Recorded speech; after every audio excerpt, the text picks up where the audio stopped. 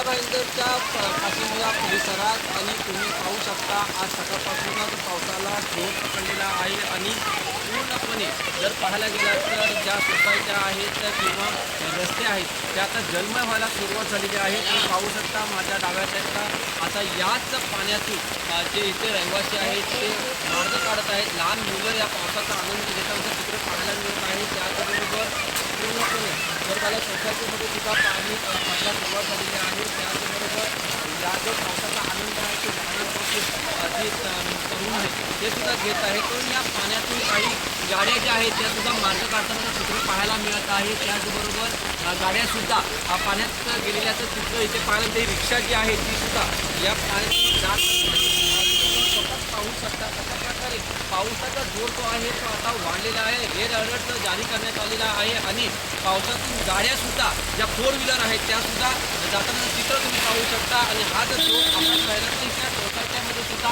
पाणी जाण्याची शक्यता जी आहे ती वर्तवली जात आहे. त्याचबरोबर रेड अलर्ट जरी जारी केला असला तरी लोकांना सतर्कतेचा इशारा सुद्धा देण्यात आलेला आहे. जर काम असेल तर तुम्ही घराबाहेर पडा, अन्यथा घराबाहेर पडू नका.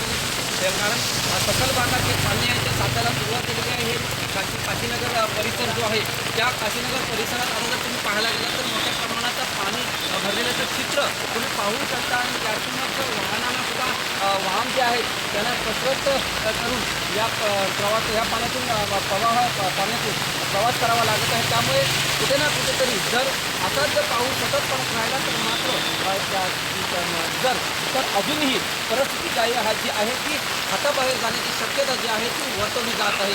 मी वैभव घात मराठी मीरा